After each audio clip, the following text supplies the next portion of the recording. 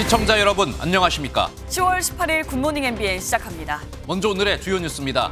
의대 입학 정원 확대 방침에 의사협회는 긴급 회의를 열어 모든 수단을 총동원해 투쟁할 것이라고 반발했습니다.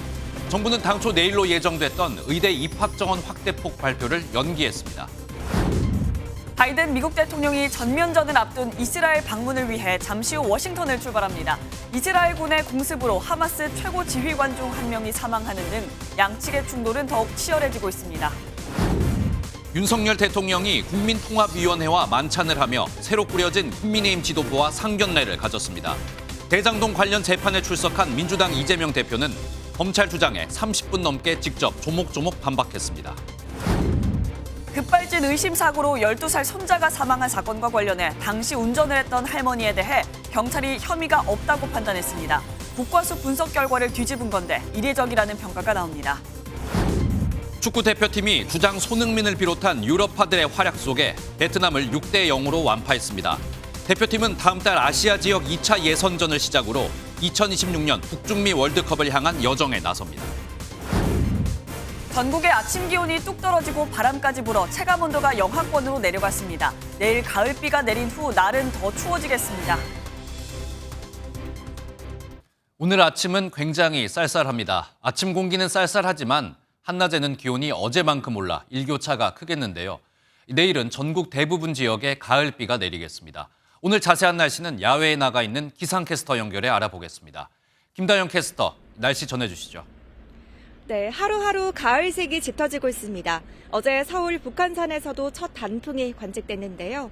앞으로 2주 뒤면 북한산의 단풍은 절정에 이를 것으로 보입니다. 오늘 아침도 따뜻하게 챙겨 입고 나오셔야겠습니다. 현재 지도에 보라색으로 표시된 내륙 많은 곳의 기온이 5도를 밑돌고 있고요. 서울은 9.3도로 어제 같은 시각보다는 높게 출발하고 있지만 찬바람 때문에 체감온도는 이보다 더 낮습니다. 그래도 낮이 되면 서울 21도, 광주 23도, 대구는 24도까지 오르겠고요. 하루 사이 일교차가 극심하게 벌어지겠습니다. 오늘은 전국이 맑다가 차차 구름 많아지겠고요. 내일은 전국에 차츰 비가 내리겠습니다. 비는 내일 새벽에 수도권과 강원 북부를 시작으로 오전에는 그 밖에 중부지방에, 밤에는 남부지방으로 확대되겠습니다. 비는 모레 아침에 대부분 그치겠고요. 비구름 뒤로는 한기가 몰려오면서 주말에는 반짝 추위가 찾아오겠습니다. 지금까지 광화문에서 날씨 전해드렸습니다. 이번엔 의료계 소식입니다. 의사들이 정부의 일방적인 의대 정원 확대 방침에 맞서 강력한 투쟁을 예고했습니다. 의사단체의 강력한 반발에 정부는 이번 주로 계획했던 의대 입학 정원 확대폭 발표를 미룬 것으로 알려졌습니다. 전남주 기자가 보도합니다. 정부의 의대 정원 확대 방안에 반발하며 의사단체는 긴급 의료계 대표자 회의를 개최했습니다. 의협은 정부가 일방적으로 정원 확대를 추진하는 것에 대해 강력히 성토하는 한편 강력 대응을 예고했습니다.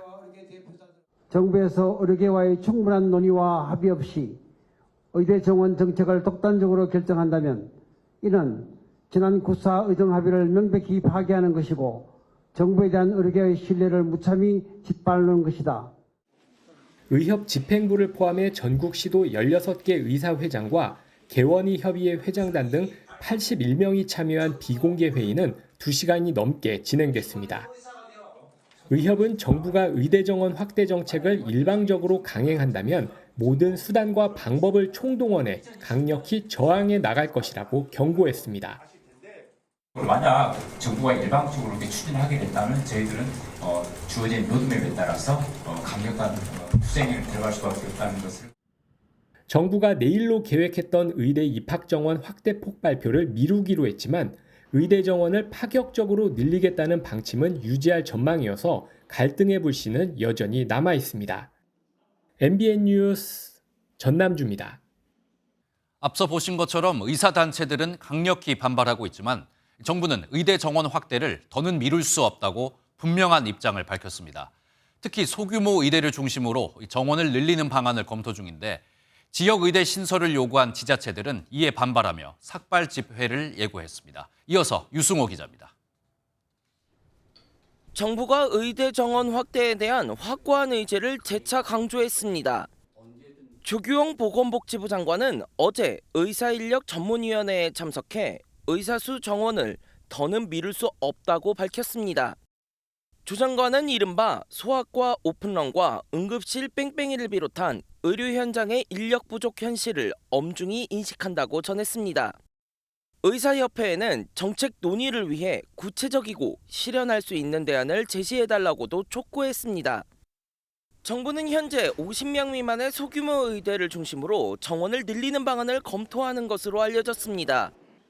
지방의료 불균형을 없애고자 줄곧 지역의대 신설을 요구해온 지자체의 강한 반발이 예상됩니다. 수도권과의 의료 격차는 날로 심화되고 있습니다. 기초 의료 체계가 붕괴되고 있는 참담한 현실입니다. 전국 의료 최대 취약 지역인 전남, 경북과 타 지역과의 현격한 의료 격차를 줄이기 위해서는 반드시 국립의과대학이 설립되어야 합니다. 의대가 하나도 없는 전남도의회 의원들은 오늘 용산 대통령실과 국회 앞에서 의대 신설을 요구하는 삭발 집회를 열 예정입니다. MBN 뉴스 유승호입니다. 어제 대장동 성남FC 의혹 두 번째 재판에 이재명 더불어민주당 대표가 출석했습니다. 취재진 질문에는 침묵했지만 법정에선 변호인 대신 이례적으로 30분이나 직접 입을 열고 변호에 나섰습니다. 정치가로서 인생을 걸고 이익을 챙긴 게 없다고 주장했습니다. 우종환 기자입니다. 첫 재판 때와 똑같이 지팡이를 짚으며 법원에 출석한 이재명 더불어민주당 대표. 취재진의 질문에는 묵묵부답이었지만 오늘 재판에서도 직접 의견 밝히실 계획인가요? 법정에서는 이례적으로 30분 동안 직접 발언을 하며 검사 측 주장을 반박했습니다. 이 대표는 이명박, 박근혜 정권 때도 나흘 중 사흘은 수사와 감사를 받으며 공무원들에게 문제 생기지 않게 하라고 해왔다며 인생을 걸고 이익을 챙긴 적이 없다고 주장했습니다. 대장동 민간업자가 얻은 이익을 왜 미리 환수하지 못했느냐는 지적에 대해서는 검찰 말대로 다 긁어 환수하는 건 공산당이지 않느냐고 반박했습니다. 반면 검사 측은 이 대표가 성남시장 재선 등 정치적인 도움을 얻기 위해 민간업자들과 손잡고 공적인 지자체 재산을 헐값에 팔았다고 지적했습니다. 또 정치인 이재명을 공격한다는 지적에 공소장 어디에도 국회의원, 제1야당 대표는 나오지 않는다고 반박했습니다. 이 대표는 오는 20일 금요일에도 재판에 출석해야 하는 만큼 주 2회 재판을 받게 됩니다. 여기에 백현동 특혜, 위증교사 의혹도 각각 별도로 기소된 만큼 재판은 늘어날 수 있습니다. 다만 법원은 두 건 모두 대장동, 성남FC 재판과 같은 재판부에 배당했는데 한 재판으로 합쳐질 가능성도 나옵니다. MBN 뉴스 우종환입니다. 국정감사에서도 이재명 대표 수사가 쟁점이 됐습니다. 서울중앙지검 등에 대한 국감에서 민주당은 이재명 대표에 대한 영장 청구가 꼼수라며 검찰을 강도 높게 비판했는데요. 검찰은 혐의들 한 건 모두 중대한 구속사안에 해당한다며 반발했습니다. 이상엽 기자의 보도입니다. 서울중앙지검 등 검찰청 국정감사에서 더불어민주당은 이재명 대표에 대해 여러 사건을 묶어 꼼수로 구속영장을 청구했다고 지적했습니다. 역대급 꼼수 아닙니까? 이게 하나 가지고 자신이 없으니까 이것저것 갖다 붙여가지고 그럴듯하게 포장해서 뭔가 의원님, 상당히 부풀려서 이렇게 시도를 해본 거 아닌가요? 한 건 모두 중대사안이고 구속사안이라고 생각합니다. 그러면 그 세 건을 의원님 말씀처럼 건건이 별도로 구속영장을 청구했어야 합니까? 송경호 중앙지검장은 위증 사건을 많이 담당해봤지만 이 대표의 건처럼 중대한 사안은 처음이라고 강조했습니다. 국민의힘은 대선 시기 윤석열 당시 대통령 후보에 대한 허위 보도 의혹에 이 대표가 관여했을 것이라는 의혹을 제기했습니다. 이재명 전 대표 당시 후보가 그 대선 전날 또 이 뉴스타파의 보도를 475만 명에게 발송한 이런 것을 보더라도 민주당의 저는 연루 가능성까지 차질 없이 수사해야 된다는 개인적인 의견을 말씀드립니다. 검찰청 국정감사는 민주당 이재명 대표에 대한 검찰 수사와 허위 보도 의혹으로 여야가 정면 충돌했습니다. MBN 뉴스 이상엽입니다. 국정감사에선 이재명 대표를 수사하는 검찰의 비위 의혹도 제기됐습니다. 딸 교육을 위해 위장 전입을 하고 처남이 운영하는 골프장 직원들의 범죄 기록을 대신 조회해줬다는 내용이었는데 이 당사자는 위장 전입을 제외한 다른 의혹은 사실이 아니라고 반박했습니다. 교도의 표선우 기자입니다. 국회 법사위 검찰청 국정감사장. 형, 이 사람 수배자나 전과 있는지 좀 알아봐줄 수 있냐는 메시지가 띄워져 있습니다. 민주당 김의겸 의원이 이정섭 수원지검 2차장 검사의 비위 의혹을 제기하며 공개한 메시지입니다. 이 검사가 처남이 운영하는 골프장의 직원 등 타인의 범죄 기록을 대신 조회해줬다는 겁니다. 이건 범죄 행위예요. 이 골프장에서 일을 하는 골프장 직원, 가사도우미, 베이비시터 이런 사람들의 범죄 기록을 조회를 해줍니다. 김 의원은 또 이 검사가 마치 회원제처럼 동료 검사들의 라운딩을 대신 잡아줬다고도 주장했습니다. 가명으로 예약을 해줍니다. 그리고 그냥 예약만 해주는 게 아니고 비용도 깎아주고요. 이 검사가 딸을 명문학교로 보내기 위해 서울 강남구 도곡동 거주지에서 위장 전입을 했다는 자료도 공개했습니다. 그 감찰 과정에서 문제된 적이 전혀 없었다는 것만 제가 알고 있습니다. 국민의힘은 이재명 대표의 수사를 지휘하는 이 검사를 공격해 수사를 방해한다고 비판했습니다. 당사자인 이 검사는 위장 전입 의혹에 대해선 송구스럽게 생각한다면서도 다른 의혹은 사실이 아니라고 부인했습니다. MBN 뉴스 표선우입니다. 한편 건강을 회복 중인 민주당 이재명 대표는 재판에는 출석했지만 아직 당무에는 복귀하지 않았습니다. 민주당에선 이재명 대표가 자신의 체포동의안 표결 때 찬성표를 던졌던 이른바 가결파를 징계할지 관심이 쏠리고 있는데요. 최근 이재명 대표는 가결파를 징계하지 않겠다는 뜻을 지도부에 전달한 것으로 확인됐습니다. 보도에 이병주 기자입니다. 지난주 금요일 민주당 최고위원회 비공개 회의에 가결파를 징계하지 않겠다는 이재명 대표 뜻이 전해진 걸로 확인됐습니다. 당 통합을 강조해온 이 대표가 가결파 징계에 대한 입장을 직접적으로 밝힌 건 처음입니다. 우리 안에 작은 차이를 넘어서서 부족하고 억울한 게 있더라도 잠시 제쳐두고 다만 정청래, 박찬대, 장경태 등 친명 지도부 의원들은 반대의 뜻을 밝힌 것으로 알려졌습니다. 실제 친명 의원들은 해당 행위에 대한 별도 논의는 필요하다는 주장을 이어가고 있습니다. 해당 행위에 대해서는 당연히 당의 기강을 엄정히 수호하는 게 맞기 때문에 이 같은 대표 의지에 따라 이른바 가결파 의원 5명에 대한 징계 청원도 조용히 넘어갈 가능성이 커졌습니다. 당 청원 답변 기준인 5만 명을 넘어 지도부는 무조건 답변을 내놔야 하는데 이 대표가 당무에 복귀하면 관련 내용을 보고받고 통합의 메시지를 낼 거란 전망에 힘이 실리게 된 겁니다. 이재명 대표 복귀가 예상보다 늦어지는 가운데 당 통합을 위한 가결파 포용과 지명직 최고위원 임명 작업이 복귀 뒤 최우선 과제가 될 것으로 보입니다. MBN 뉴스 이병주입니다.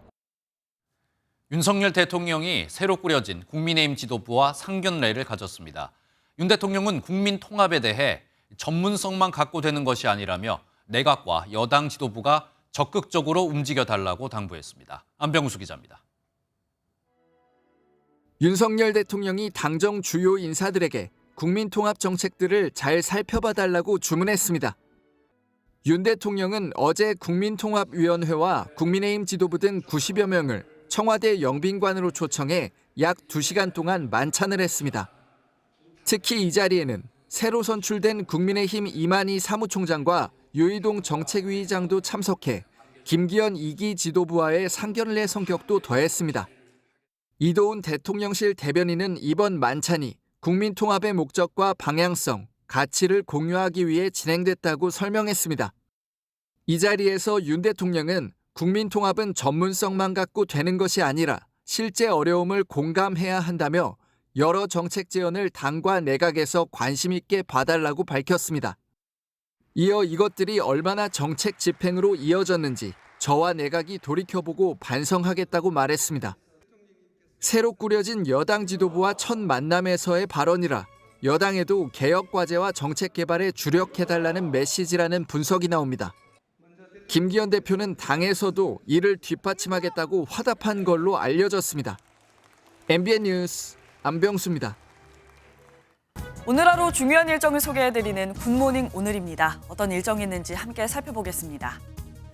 정부가 오늘부터 1년간 다세대와 연립, 오피스텔 등 비아파트를 건설할 때 대출 지원을 확대합니다. 아파트 인허가, 착공 물량이 급감한 상황에서 신속하게 주택 공급이 가능한 비아파트로 물량 회복을 하겠다는 건데요. 정부는 이와 함께 고금리 토지담보대출을 기금융제로 대환하는 것을 허용하기로 했습니다. 서울교통공사 노조연합교섭단이 오늘 오전 10시 서울시청 앞에서 기자회견을 열고 다음 달 파업 계획과 향후 일정 등에 대해 발표할 예정입니다. 앞서 공사조합원 73%가 총파업에 찬성해 파업이 가결됐고 서울지방노동위원회가 어제 조정중지 결정을 내리면서 노조연합교섭단은 합법적으로 파업을 할 수 있는 쟁의권을 확보하게 됐습니다. 학부모들의 악성 민원을 겪다가 숨진 의정부 호원초등학교 이영승 교사에 대한 순직 인정 여부를 결정하는 인사혁신처 공무원 재해보상 심의회가 오늘 열립니다. 이 교사는 학부모 3명으로부터 악성 민원을 겪다가 2021년 12월 극단적인 선택을 해 숨진 채 발견됐고 유족은 올해 2월 순직 신청을 했습니다. 바이든 미국 대통령이 전면전을 앞둔 이스라엘 방문길에 오를 예정입니다. 이 지상전을 준비하고 있는 이스라엘 설득에 나설 것으로 예상이 되는데요. 하지만 바이든 방문에 앞서 요르단이 회동을 취소하면서 악재로 작용할 전망입니다. 워싱턴 연결해 자세한 내용 알아보겠습니다. 최중락 특파원. 네, 워싱턴입니다. 네, 바이든 대통령 지금 출발을 한 상황입니까? 바이든 대통령 이곳 워싱턴 현지 시각으로 오후 6시, 그러니까 한국 시간으로 아침 7시에 에어포스원을 타고 이스라엘로 출발할 예정이었습니다. 하지만 아직까지 백악관의 공식 발표는 나오지 않고 있습니다. 바이든 대통령은 상원의원 시절인 1973년 처음 방문한 이후 모두 10차례 이스라엘을 찾은 바 있습니다. 바이든 대통령은 네타냐후 이스라엘 총리와 만나 이스라엘의 주권과 자국민 보호에 대해 지지를 재확인할 예정입니다. 또한 하마스에 대한 이스라엘의 보복전과 관련한 전쟁 상황 등에 대해서도 청취할 것으로 보입니다. 이와 함께 가자지구 민간인에게 구호물품을 제공하는 방안도 구체적으로 논의할 예정입니다. 그리고 방금 들어온 속보입니다. 바이든 대통령의 이스라엘 출발이 늦어진 이유에 대해서 지금 여러 가지로 얘기가 나오고 있는데 바이든 대통령이 요르단과 팔레스타인 정치 수반과도 연쇄 회동을 할 예정이었지만 팔레스타인 병원에서 지금 하마스 병원에서 지금 폭격으로 인해서 많은 민간인이 사망하면서 팔레스타인 자치정부와 요르단 정부가 바이든 대통령과의 정상회담을 방금 전 취소했습니다. 이에 따라서 바이든 대통령은 이스라엘만 방문할 가능성도 커지고 있습니다. 따라서 중동 전쟁 확전을 방지할지 악재로 작용할 것으로 보입니다. 네, 상황이 급박하게 돌아가는 것 같습니다. 바이든 대통령이 이 전쟁 중인 나라를 방문하는 건데 이번 이스라엘 방문의 목표는 무엇입니까? 애초 바이든 대통령 이스라엘 방문 목표, 최고 수준의 이스라엘에 대한 지지와 함께 확전 방지를 위한 마지막 외교라는 분석입니다. 하지만 출발 전부터 약간 중동의 악재가 작용하는 분위기입니다. 목표는 이스라엘에 대한 지지, 군사적 지원, 하마스 고립, 팔레스타인의 인도주의적 재난 예방, 그리고 무엇보다 중동 전쟁으로의 확전 방지였는데 이렇게 되면 하마스의 고립이 어려워질 것으로 보입니다. 역시 가장 큰 핵심 목표는 이스라엘의 과도한 보복에 의한 확전을 막는 것으로 외교관에서는 보고 있습니다. 따라서 바이든 대통령이 이스라엘을 방문하는 동안에 최소한 이스라엘의 지상전 투입은 없을 것이라는 분석이 큽니다. 특히 바이든 대통령은 이스라엘의 가자지구 점령은 큰 실수라고 밝힌 바 있어 방어권은 인정하되 이스라엘이 넘지 말아야 할 선, 레드라인을 제시할 가능성도 제기됩니다. 지금까지 워싱턴에서 전해드렸습니다. 계속되는 이스라엘군의 가자지구 공습으로 팔레스타인 무장정파 최고 지휘관 중 한 명이 사망했습니다. 이스라엘군은 또 가자지구에 위치한 병원을 공격해 최소 500명이 숨진 것으로 전해졌습니다. 팔레스타인 정부는 이를 대학살이라고 규정했는데 이스라엘군은 사실관계를 확인 중이란 입장을 냈습니다. 고정수 기자입니다. 이스라엘의 전투기 공격에 가자지구 중심부 알브레이지 캠프가 초토화됐습니다. 이스라엘군은 이로써 팔레스타인 무장정파 하마스의 최고 지휘관 중 한 명인 아이만 노파를 사살했다고 밝혔습니다. 개입을 시사한 이란과 교전 중인 레바논 무장정파 헤즈볼라도 겨냥한 공습으로 해석됩니다. I would also warn the leaders of Lebanon to look very carefully how we are dismantling Hamas in the Gaza Strip, leader by leader, terrorist by terrorist, and indeed infrastructure by infrastructure. 이스라엘군은 가자 지구의 알-아흘리 아랍병원도 공격해 최소 500명이 숨진 것으로 전해졌습니다. 이에 대해 하마스는 물론 팔레스타인 자치정부까지 대량 학살로 규정하며 이스라엘을 맹비난했습니다. 아바스 자치정부 수반은 사흘간의 애도 기간을 선포하고 바이든 미 대통령과의 회동도 취소한다고 밝혔습니다. 이스라엘군은 사실관계를 확인 중이란 입장입니다. טרם יש בידינו את כל הפרטים, אנחנו נבדוק. קשה לעמוד מיד, זו הייתה תקיפה שהייתה לפני זמן קצר. 세계보건기구 WHO와 국제사회는 국제인도법을 어긴 이스라엘 공습을 규탄했고 거듭 가자 지구에 대한 인도적 지원을 촉구했습니다. MBN 뉴스 구정수입니다. 이스라엘 사태를 마냥 남의 일이라고 볼 수 없는 이유, 하마스처럼 북한도 우리를 상대로 기습 공격에 나설 수 있지 않을까 하는 우려 때문입니다. 그런데 우리 군이 하마스의 공격 전술을 분석한 결과 패러글라이딩 침투, 아이언돔 무력화를 위한 대규모 로켓 공격은 북한으로부터 전수받았을 가능성이 크다고 결론을 내렸습니다. 하마스의 북한제 무기 사용 정황도 확인된 가운데 우리 군은 북한의 하마스식 기습 공격 가능성을 열어뒀습니다. 신재우 기자가 보도합니다. 패러글라이더를 탄 하마스 무장대원 수십 명이 음악 축제에 침투를 시도합니다. 방공망을 뚫고 착륙한 하마스 대원들의 총기 난사에 260여 명의 시민들이 무참히 살해됐습니다. 우리 군은 하마스의 패러글라이딩을 이용한 기습이 북한으로부터 전수받은 전술일 가능성이 있다고 평가했습니다. 북한은 지난 2016년 패러글라이딩을 이용한 청와대 타격 훈련을 공개한 바 있는데 당시 쌓은 경험들이 하마스에 흘러들어갔을 수 있다는 겁니다. 또 휴일 새벽 기습 공격, 대규모 로켓 발사를 통한 아이언돔 무력화 등도 북한의 비대칭 공격 양상과 비슷하다고 평가했습니다. 우리 군은 북한 무기가 하마스로 흘러간 정황도 포착했습니다. 무기 거래의 정황으로 충돌 초기 발견됐던 하마스의 대전차 무기 F-7은 북한의 RPG-7 미사일이 수출할 때 사용하는 명칭이라는 설명입니다. 또 이스라엘 국경에서 하마스 유관단체가 사용한 것으로 보이는 122mm 방사포탄에 한글로 방 122로 표기됐다는 점도 밝혔습니다. 다만 북한과 하마스 간 직접 거래 정황은 포착되지 않았는데 다른 중동 국가를 통해 흘러들어간 것으로 추정됩니다. 하마스가 사용한 무기와 전술에 대해서 분석 및 평가를 하고 있습니다. 또한 한미연합 감시 정찰 자산을 이용해서 북한의 징후를 면밀히 감시하고. 우리 군은 북한이 핵무기를 가지고 있지만 재래식 전력의 효과도 인지하고 있는 만큼 하마스식 기습 공격을 대남 공세에 활용할 가능성도 열어뒀습니다. MBN 뉴스 신재우입니다. 중국에서는 어제 1대1로 10주년을 기념하는 대규모 국제정상회의가 열렸습니다. 여기에 푸틴 러시아 대통령이 참석한 가운데 오늘 중국과 러시아 간 정상회담이 예정돼 있습니다. 이스라엘과 하마스 간 전쟁에 대해 한 목소리를 낼지 주목됩니다. 베이징 윤석정 특파원입니다. 푸틴 러시아 대통령이 베이징에 도착합니다. 어제와 오늘 이틀간 열리는 1대1로 정상포럼에 참석하기 위해 140여 개 나라 대표단이 베이징에 모였습니다. 시진핑 주석이 국가주석 취임 직후 선포한 중국의 주요 외교정책 1대1로가 올해로 10년째를 맞았습니다.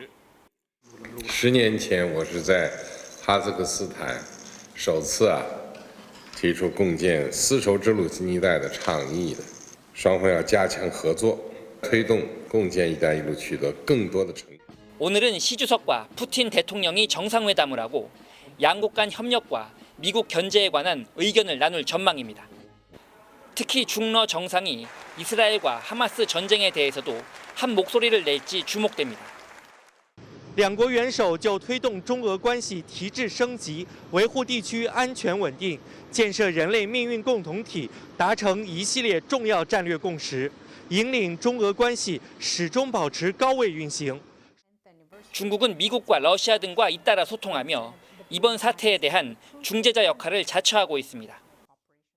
한편 이번 포럼에 미국과 영국 등 서방 진영 국가들은 대부분 참석하지 않았고 우리나라도 정부 차원의 공식 대표단은 보내지 않았습니다. 베이징에서 MBN 뉴스 윤석정입니다. 자신의 자녀를 데려오지 않으면 아파트에 불을 지르겠다며 협박한 30대 탈북민이 3시간 만에 경찰에 붙잡혔습니다. 경찰이 현관문을 뜯고 들어와 대화를 시도하는 사이 창문을 통해 경찰 특공대가 진입하면서 큰 사고를 막았습니다. 이재호 기자가 보도합니다. 소방대원들이 커다란 에어매트를 설치합니다. 아파트 아래에는 위에서 내던진 화분이 부서져 있습니다. 어제 오전 11시 40분쯤 경기도 광명시의 한 아파트 12층에서 30대 탈북민이 불을 지르겠다며 난동을 부렸습니다.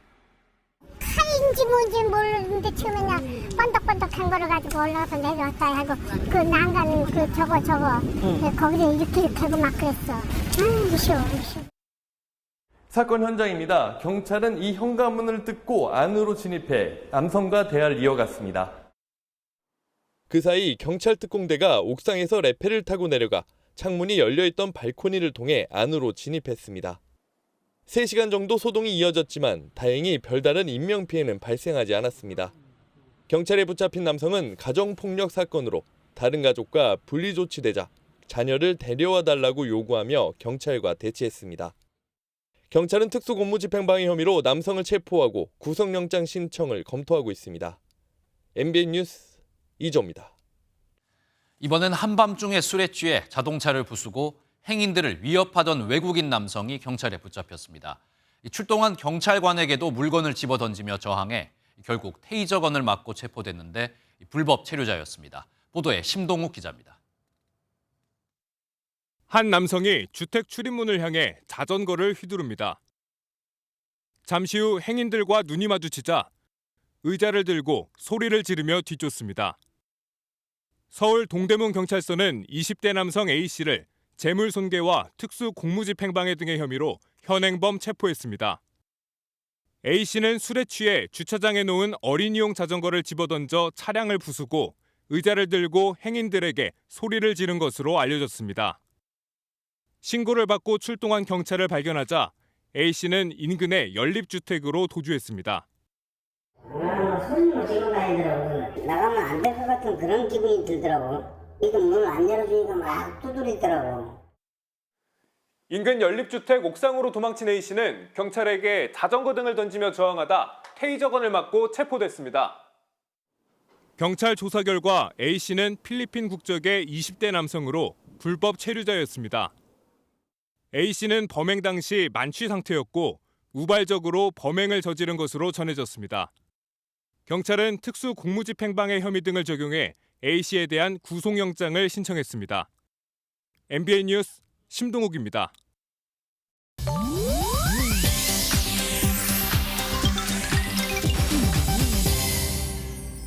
인터넷에서 화제가 되고 있는 소식들을 모아 전해드리는 인터넷 와글와글입니다. 조강미남의 대명사 배우 정우성 씨가 11년 만에 멜로드라마로 복귀합니다. 다음 달 공개되는 사랑한다고 말해줘에서 배우 신현빈 씨와 호흡을 맞출 예정인데요. 일본 TV 드라마 원작의 작품으로 손으로 말하는 화가와 마음으로 듣는 배우의 사랑 이야기입니다. 극중 정우성 씨는 청각장애를 가진 화가 차진우를, 신현빈 씨는 배우의 꿈을 키우는 정모은 역을 맡았는데요. 정우성 씨는 소리 언어로 소통하는 우리가 상대의 말을 얼마나 잘 이해해야 하는지 진우를 통해 고민하는 작품이라고 전했습니다. 2012년 이후 11년 만에 돌아온 멜로드라마, 한층 깊어진 감성을 어떻게 표현할지 이목이 쏠리고 있습니다. 영화 수어사이드 스쿼드에서 조커 역으로 잘 알려진 할리우드 배우 자레드 레토, 늘 예상을 벗어나는 행동으로 주목을 받는데요. 이번엔 공연장에서 번지 점프를 했습니다. 현지 시간 14일 미국 텍사스주 오스틴에서 열린 한 페스티벌 현장. 자레드 레토가 그의 록밴드와 함께 공연을 펼치는 도중 무대로 번지 점프 퍼포먼스를 합니다. 수만 명의 관중 앞에 두 팔을 벌린 채 무대로 떨어지는데요. 미국 아카데미 시상식을 비롯해 골든글로브 시상식 등을 휩쓴 실력파 배우이기도 하지만 평소에도 그는 위험한 퍼포먼스를 즐기는 것으로 알려졌습니다. 지난 9월엔 안전장치 없이 뉴욕의 건물을 오르는 모습이 목격돼 팬들을 깜짝 놀라게 했다네요. 지구의 허파 브라질 아마존 강이 극심한 가뭄으로 120년 만에 수위가 최저 수준으로 떨어졌습니다. 현지 시각 16일 외신에 따르면 아마존 중심부를 흐르는 네그루강 수위는 13.59m로 기록됐는데 1902년 이후 가장 낮았다고요.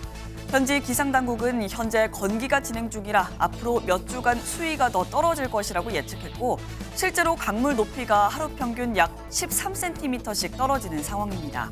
아예 강바닥이 드러나 수상가옥과 어선 등이 펄 위에 놓여 있기도 하고 수온이 높아지면서 지난달엔 멸종위기종 강돌고래 100마리가 폐사하기도 했습니다. 주민들 피해도 적지 않은 상황인데요. 원인으론 엘니뇨 현상이 지목되고 있습니다. 인터넷 와글와글이었습니다. 무려 13년 동안 어린 의붓딸을 상습적으로 성폭행한 계부가 경찰에 붙잡혔습니다. 이민을 간 뉴질랜드에서 현지 경찰의 수사를 받던 도중 한국으로 도망쳐 범행 사실이 묻힐 뻔했는데 우리나라 경찰이 재수사를 시작해 4개월 만에 구속됐습니다. 20대가 돼서 경찰의 의붓 아버지를 고소한 딸은 성폭행 횟수가 수천 번에 달한다며 피해를 호소했습니다. 최민성 기자가 보도합니다. 잠복하고 있던 사복 경찰이 주변을 살피더니 약 2시간 뒤 한 남성이 경찰에 연행돼 차량에 탑승합니다. 지난 13일 의붓딸을 13년간 수천 번 성폭행한 혐의로 50대 계부 A씨가 검거되는 모습입니다. 그 나이에 맞는 수준의 대화를 할 수 있는 사람입니다. 성범죄 범죄자라는 건 전혀 인식을 못하시거든요. 네, 전혀 모릅니다. 2008년 당시 미성년자였던 피해자 B씨는 의붓 아버지인 A씨에게 처음 강제추행을 당했는데 가족 모두 이민을 간 뉴질랜드에서도 A씨의 성폭행은 계속됐습니다. 2015년 한국에 들어온 B씨는 아버지가 했던 몹쓸 짓을 지인에게 털어놓으면서 해당 행위가 범죄임을 알게 됐습니다. A씨의 행위가 잘못된 것을 인지한 B씨는 뉴질랜드로 돌아가 A씨에게 경고했지만 성폭행은 끊이지 않았습니다. 결국 B씨는 뉴질랜드 경찰에 신고했는데 A씨가 경찰 조사 전에 한국으로 도주하며 수사는 중단됐습니다. 하지만 지난 6월 B씨가 서울 서초경찰서에 고소장을 제출하며 한국 경찰의 수사가 시작됐습니다. 경찰은 B씨의 진술을 입증할 물증 확보에 주력했고 인터폴 공조를 통해 뉴질랜드 경찰의 수사 기록도 넘겨받아 수사를 진행했습니다. 경찰의 끈질긴 수사 끝에 체포된 남성은 성폭력 처벌법 위반 등의 혐의로 결국 구속됐습니다. MBN 뉴스 최민성입니다. 지난해 12월 강원도 강릉에서 발생한 급발진 의심사고로 손자를 잃은 할머니 사건 기억하시나요? 사고 차량의 블랙박스 영상 음향 분석 감정 결과가 나왔습니다. 그런데 감정 결과가 국과수 감정과는 정반대였습니다. 경찰은 이례적으로 국과수 감정을 인정하지 않고 혐의 없음으로 결론냈습니다. 장진철 기자의 보도입니다. 지난해 12월 발생한 강릉 급발진 의심사고 때 운전한 할머니는 12살 손자를 잃었습니다. 할머니는 교통사고 처리 특례법상 치사 혐의로 입건됐습니다.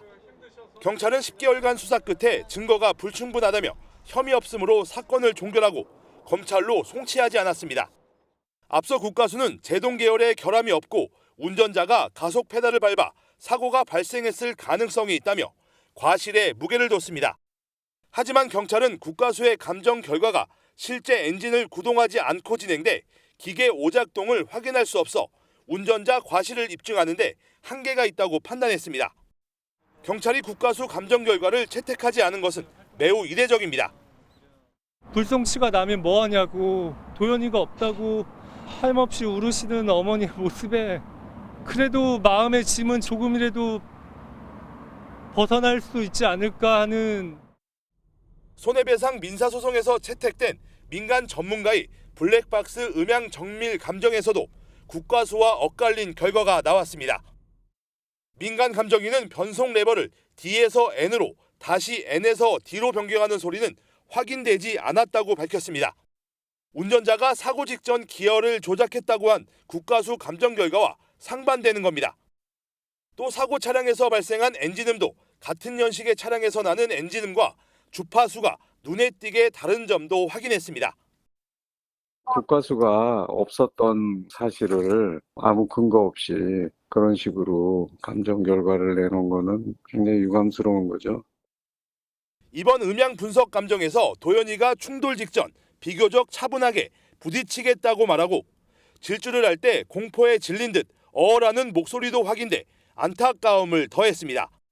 MBN 뉴스 장진철입니다.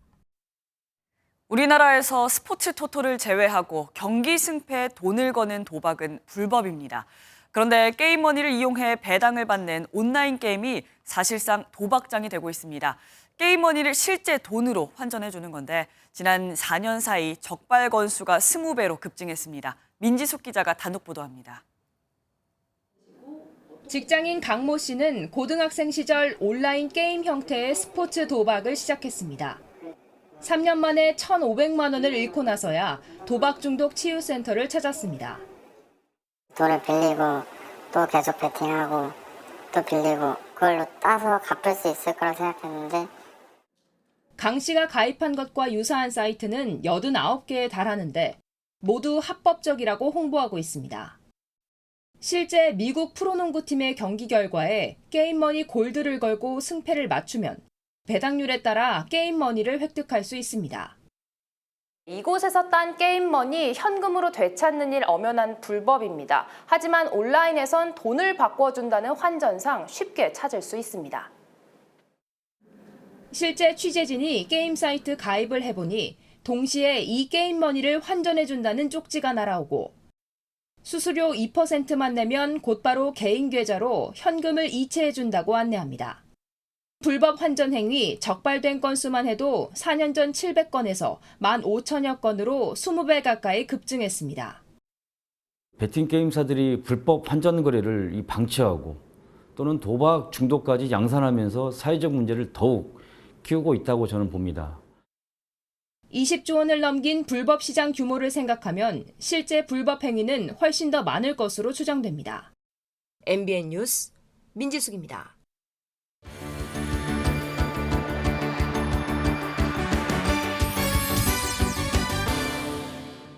굿모닝 월드입니다. 시간은 흘러 어김없이 전 세계는 헬로윈 데이를 눈앞에 두고 있습니다. 각양각색의 의상과 소품으로 헬로윈을 잔뜩 벼르고 있는 현장. 그 주인공은 사람이 아닙니다. 영상 보시죠. 헬로윈 데이를 앞둔 페루에서 이색적인 축제가 열렸습니다. 형형색색으로 단장하고 반려인과 함께 나들이 나온 견공들. 이곳에서 매년 열리는 반려견 헬로윈 의상 대회입니다. 꿀벌 코스튬부터 색깔을 맞춘 드레스와 선글라스, 찰리와 초콜릿 공장 속 윌리 원카가 되기도 하고 아담스 패밀리의 웬즈데이가 된 강아지 앞에서 여기저기 셔터가 터집니다.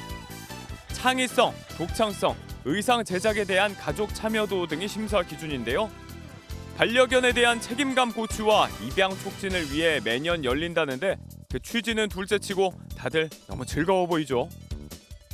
곰 퇴치 스프레이보다도 맵다는 세계 최강의 고추 페퍼엑스. 그간 그 맵기를 공식적으로 인정받지는 못했는데요. 새롭게 왕좌를 넘겨받은 페퍼엑스 그리고 그 전작 모두 이 사람의 작품이랍니다. 미국의 고추 전문가 에드 커리. 그의 걸작인 페퍼엑스입니다.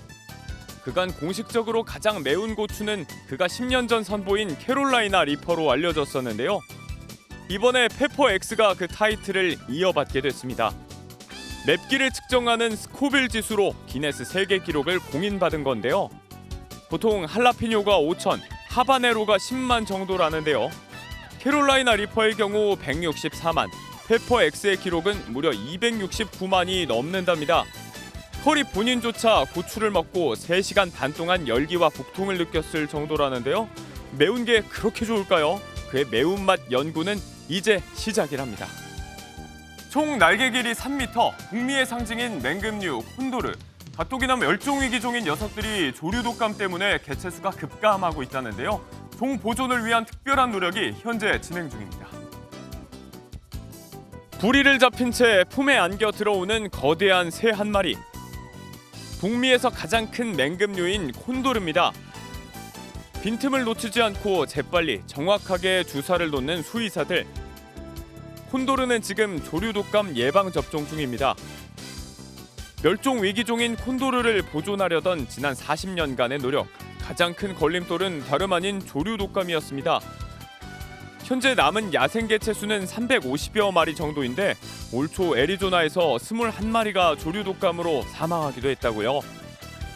일부 개체에 대한 백신 접종 후 그 결과를 기다리고 있다는데요. 지속적인 노력이 종 보존으로 이어지길 기대합니다. 굿모닝 월드였습니다.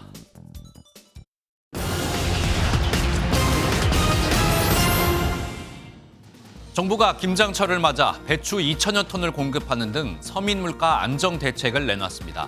추경호 부총리는 어제 민생물가 안정 관계장관 회의에서 서민물가 안정에 총력을 다할 것이라고 밝혔습니다. 하지만 이스라엘 하마스 무력 충돌 여파로 국제 유가가 오르면서 10월 물가 안정세에 악영향을 끼칠 것이란 우려가 커지고 있습니다. 올해 상반기 우리나라 직장인의 4분의 1은 세전 월급이 300만 원 미만인 것으로 나타났습니다. 세전 기준 월급이 300만 원 미만은 54.7%로 그중 200만 원에서 300만 원 사이가 33.7%로 가장 많았습니다. 월급 400만 원 이상은 과학 및 기술 서비스업, 금융 및 보험업 비중이 컸습니다. 눈 건강 기능식품인 루테인의 가격이 천차만별인 것으로 나타났습니다. 시중에서 판매 중인 루테인 함유 제품 12개를 조사한 결과 가격이 최대 4배까지 차이가 났습니다. 이번 조사 결과의 자세한 내용은 소비자24 웹사이트에서 확인하실 수 있습니다. 지금까지 굿모닝 경제였습니다. 공모주 투자 사기 소식 단독으로 집중 보도해드렸는데요. 보도가 나간 후 저희 MBN 취재진들에게 추가 피해자들의 제보가 잇따르고 있습니다. 일각에서는 보이스피싱 사기범들이 공모주 투자 사기로 옮겨온 것 아니냐는 의혹까지 나오고 있는데요. 국가수사본부가 대대적인 수사에 착수했습니다. 최은미 기자가 보도합니다. 보도 후 기자에게 도착한 이메일. 자신도 피해자라며 신고 방법을 묻습니다. 밤사이 피해자는 3명 더 추가돼 53명, 피해액도 101억 4,500만 원으로 늘었습니다. 추가된 피해자 중에는 피해액이 9억 원인 사람도 있습니다. 3-4일 정도 됐는데 처음 피해자방을 만들었을 때는 한 10명 정도 시작을 했는데 갑자기 이런 수가 지금은 현재 53명까지. 경찰청 국가수사본부 관계자는 전형적인 투자 리딩방 수법에 공모주나 거래소 앱 같은 새로운 미끼를 결합시킨 방식으로 보인다며 집중 수사관서를 지정해 전국의 피해자 신고를 병합해 수사하겠다고 밝혔습니다. 일당들은 보도가 나간 지금도 같은 광고 글을 올려 사람들을 끌어모으고 피해자들이 투자금을 보낸 통장 계좌를 그대로 이용하며 범행을 이어가고 있습니다. 보이스피싱이라고 하면 단돈 10만 원만 당해도 바로 해당 계좌를 정지할 수 있지만 투자 사기는 영장까지 받아야 가능하기 때문입니다. 피해자들이 입금한 투자금을 모두 빼돌리고 또 다른 범죄를 저지르기 충분한 시간입니다. 지금 당장 어떻게 방법이 없어요. 그렇다고 보이스피싱으로 얘기를 해야지만 우선 정지하고 조사를 하고 이게 해결되기 전까지는 계속 똑같은 피해를 당할 수밖에 없어요. 일각에서는 보이스피싱 범죄 단속이 강화되자 그 조직들이 투자 사기 범죄로 옮겨간 것 아니냐는 분석도 나옵니다. 국수본 관계자는 최근 보이스피싱 범죄가 30%가량 줄어들고 투자 사기가 그만큼 늘어난 건 사실이라며 동일한 사기 조직인지 조사하겠다고 말했습니다. MBN 뉴스 최은미입니다. 경기도 수원시에서 전세 보증금을 돌려받지 못했다는 임차인이 계속 나타나 경찰이 수사를 벌이고 있는데요. 어제는 사기 혐의로 고소된 임대업자 정모 씨의 자택과 사무실을 압수수색했습니다. 이 과정에서 피해를 입은 임차인과 정 씨 가족들 사이에 큰 소동이 빚어지기도 했습니다. 한범수 기자입니다. 경찰이 경기 수원 일대에서 임대 사업을 벌여온 정 씨 일가의 자택과 사무실을 압수수색합니다. 정 씨 가족은 임차인들에게 전세 보증금을 돌려주지 않아 한 달여 전 사기 혐의로 고소된 상태였습니다. 경찰은 압수수색을 마치고 나서 정 씨 일가를 곧바로 소환해 기초 조사를 벌였습니다. 앞으로 출석 조사가 몇 차례 더 있을 것으로 보입니다. 경찰 압수수색 과정에서 정 씨 가족과 임차인들 사이에 큰 소동이 빚어지기도 했습니다. 한동안 잠적했던 정 씨 가족이 뒤늦게 모습을 드러내자 화를 참지 못한 임차인들이 이들을 택시 밖으로 끌어내는 등 강하게 항의한 겁니다. 아재 나 기억하죠? 기억나요? 근데 이거 나 와서 갑자기 부르려고 끄있던데. 지금까지 경찰에 접수된 고소장은 148건, 피해액이 최소 210억 원에 이르는 것으로 추정됩니다. 정 씨는 재산을 처분해 보상에 나서겠다면서도 구체적인 변제 계획은 밝히지 않고 있습니다. 피해자들에게 변제를 어떻게 하실 건지 구체적으로 좀 말씀 부탁드립니다. 정 씨 일가가 소유한 것으로 알려진 건물은 50여 채. 경찰은 이들이 무자본 갭 투자로 임대사업 규모를 불렸던 것으로 보고 사기 혐의를 입증하는 데 수사력을 집중하고 있습니다. MBN 뉴스 한범수입니다. 하루하루 가을색이 짙어지고 있습니다. 어제 서울 북한산에서도 첫 단풍이 관측됐는데요. 앞으로 2주 뒤면 북한산의 단풍은 절정에 이를 것으로 보입니다. 오늘도 완연한 가을 날씨를 즐기기 좋겠지만 크게 벌어지는 일교차에는 주의하셔야겠습니다. 현재 지도에 보라색으로 표시된 내륙 많은 곳의 기온이 5도를 밑돌며 다소 춥게 출발하고 있고요. 서울은 9.3도로 어제 같은 시각보다는 높게 출발하고 있지만 찬바람 때문에 체감 온도는 이보다 더 낮습니다. 오늘 아침도 따뜻하게 챙겨 입고 나오셔야겠습니다. 그래도 낮이 되면 서울 21도, 광주 23도, 대구는 24도까지 오르겠고요. 하루 사이 일교차가 많게는 20도 안팎까지 벌어지는 곳도 있겠습니다. 체온 조절 잘해주셔야겠습니다. 오늘은 전국이 맑다가 중부지방은 오전부터, 남부지방은 밤부터 구름 많아지겠고요. 내일은 전국이 흐린 가운데 비가 내리겠습니다. 비는 내일 새벽에 수도권과 강원 북부를 시작으로 오전에는 그 밖에 중부지방에, 밤에는 남부지방으로 확대되겠습니다. 비는 모레 아침에 대부분 그치겠고요. 비구름 뒤로는 한기가 몰려오면서 반짝 추위가 찾아오겠습니다. 주말에는 서울의 아침 기온이 5도까지 뚝 떨어지겠는데요. 내일은 추위에 대비해서 미리 두툼한 외투 꺼내놓으시면 좋겠습니다. 오늘 아침까지 내륙을 중심으로 가시거리 1km 미만의 안개가 끼는 곳이 있겠습니다. 출근길 차간거리 넉넉히 두고 서행 운전하셔야겠습니다. 지금까지 광화문에서 날씨 전해드렸습니다. 수요일 아침 굿모닝 MBN 마치겠습니다. 함께해 주신 여러분 고맙습니다.